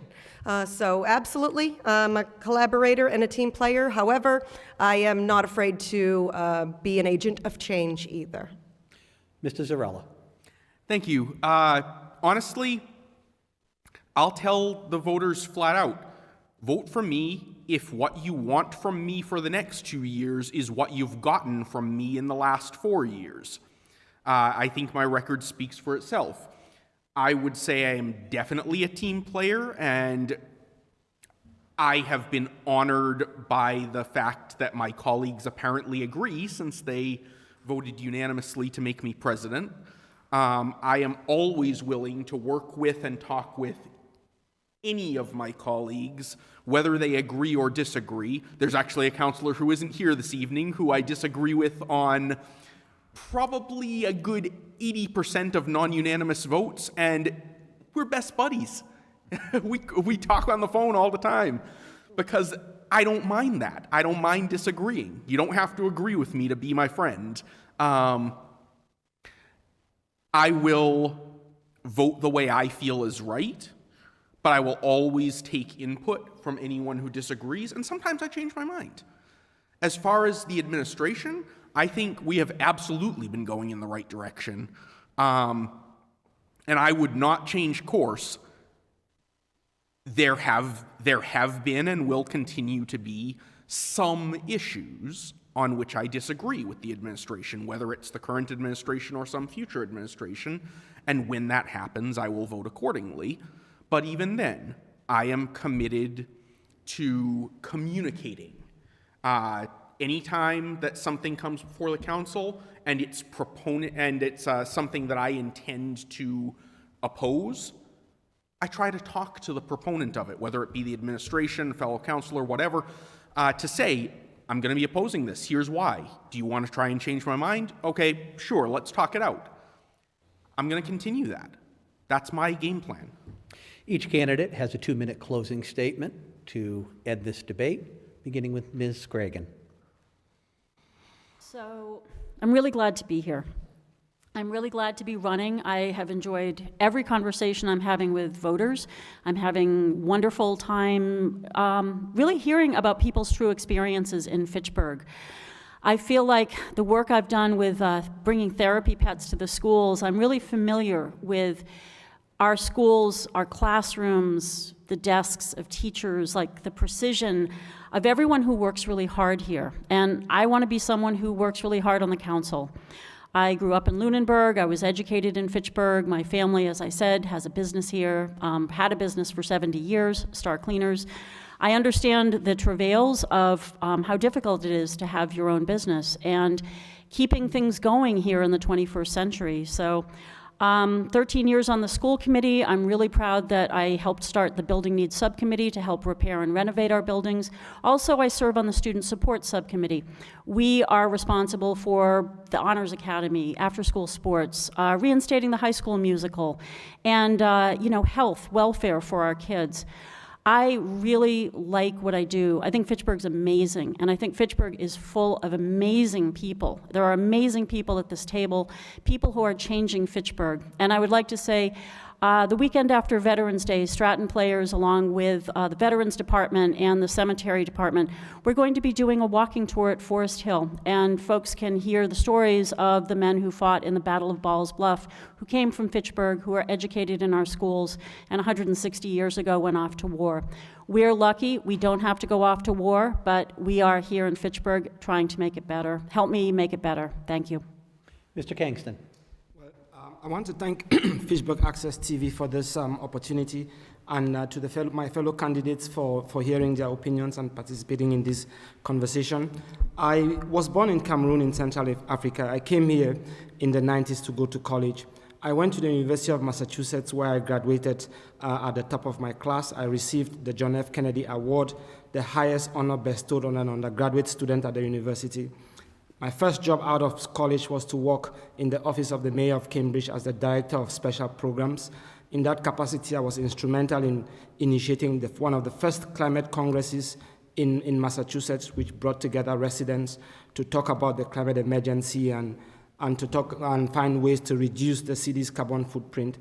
I've been a chief of staff in the mayor's office and a director of constituent services, where I helped to pass the mayor's policy agenda, and I helped families who've been dislocated from housing find housing resources. I have worked as a coordinator of projects for the Police Review and Advisory Board, the City of Cambridge's Civilian Oversight Board, investigating complaints against the police. I think we need something like that in the city. I am committed to access, equity, and inclusion.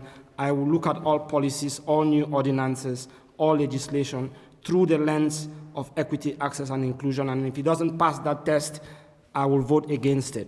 I have spoken to many of my community members over the past several weeks. I understand your problems around housing. I understand your problems around opportunities. And if elected to the council, I will walk my tail off to make sure that that happens. Thank you. Mr. Hughes. Thank you. For the past 8 months, I've had the amazing opportunity to serve on the city council with my colleagues.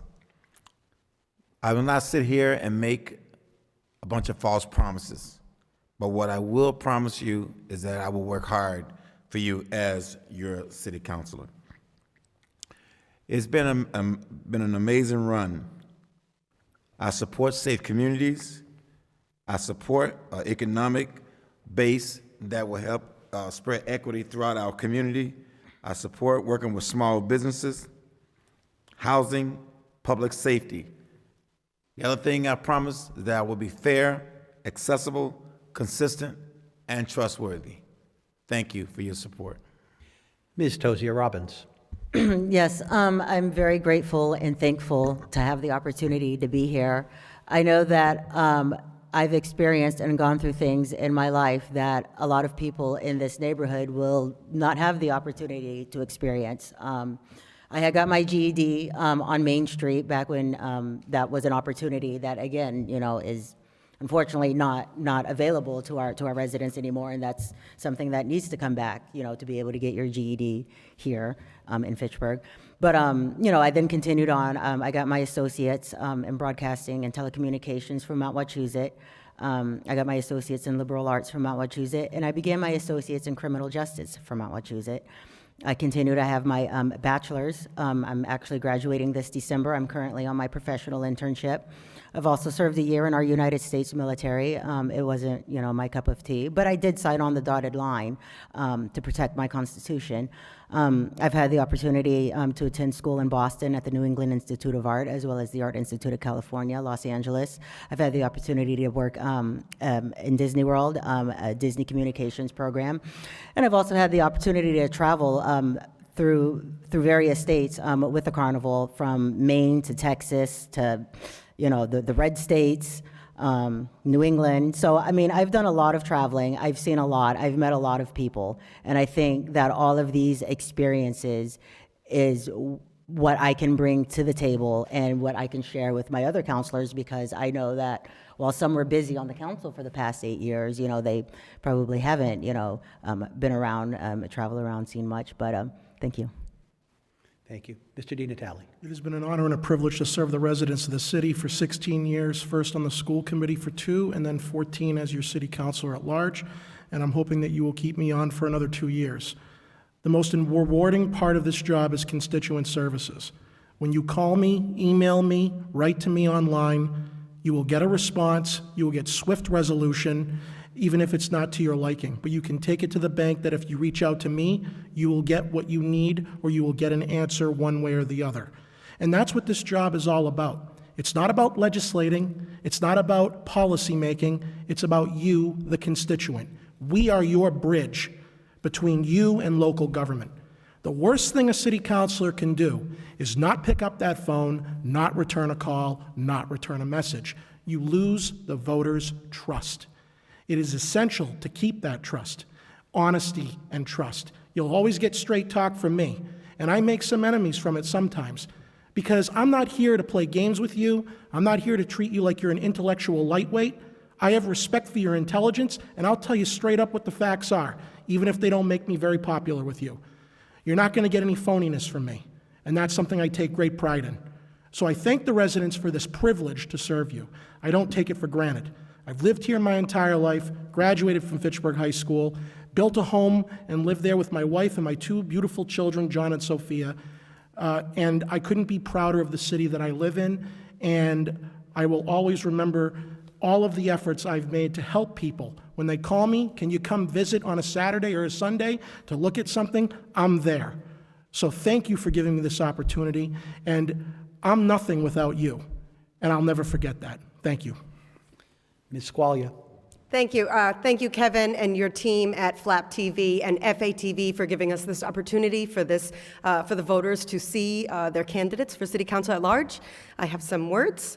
I am Sam Squailia, and I'm a candidate for re-election for City Council at large. I'm asking for your vote on November 2nd so that I may continue to serve our taxpayers and represent and improve Fitchburg. My top priorities as your city councilor will be continuing to advocate for fiscal responsibility to our taxpayers, no frivolous government spending, advocate for public safety, road repair, economic development, and community involvement. I am from Fitchburg. I was raised here. I am a mother, a small business owner, an engineering project manager, and a volunteer. I am dedicated to our city, and I'm dedicated to our success.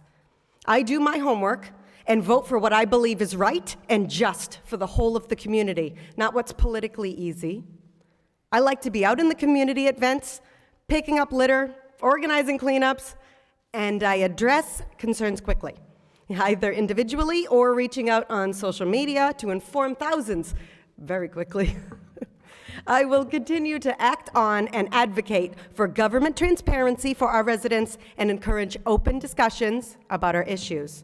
You can contact me anytime at 978-352-0310, at Sam Squailia, Fitchburg City Council at Large on Facebook, or at elect-sam.com.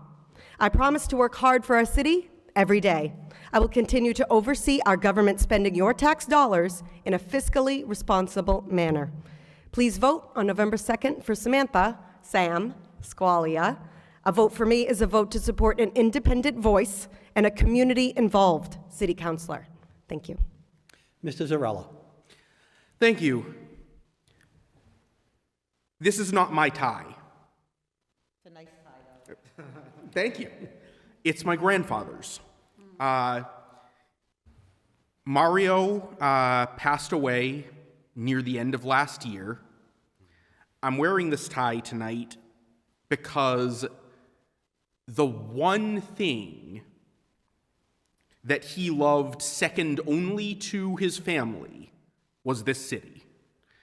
And he instilled that in all of us at every opportunity. Even as he got older and his memory started to go a little, what that meant was he'd tell the same stories about Fitchburg over and over and over. And we always listened because it was always fascinating to hear the passion in his voice. And one thing he taught us from his years as a supermarket manager, he always said, the customer isn't always right, but the customer is always the customer. In other words, the voters, you're my customers. I'm not always gonna think you're right. I'm not always gonna agree. but I will always talk to you. I will always give you the information you want. And if it takes 3 hours in your living room to talk through an issue, I'll find 3 hours in my day. Again, 203-200-8512, pick up the phone. Don't just put it on Facebook. I may or may not see it. Call me. Talk to me directly. About anything to do with Fitchburg. Because that passion is in my blood. And I would love your vote to continue to serve this city. Ms. Green. Yes, thank you. It has been a real honor to serve on this body and to represent the residents of Fitchburg for the past 8 years. It's not a job that I take lightly. I do take it seriously. And first and foremost, you have to know that when you sit at, sometimes it's going to be a hot seat, and you have to be able to navigate through that. Again, not always at the liking of residents' request, but it is important to always be available to them to answer their requests, to answer their questions. I hope to continue to be your choice for City Council. I will continue to move us forward with reason, respect, and reliability. And I will continue to do that in every aspect of my life, not only as City Councilor, but as a resident, as a community leader. I will continue to be visible in this community. I love the people of this community. I love the opportunity to be out and be with the residents, as well as my colleagues at any of our city or social events. So I continue to look forward to do that and hope that I will continue to represent you well.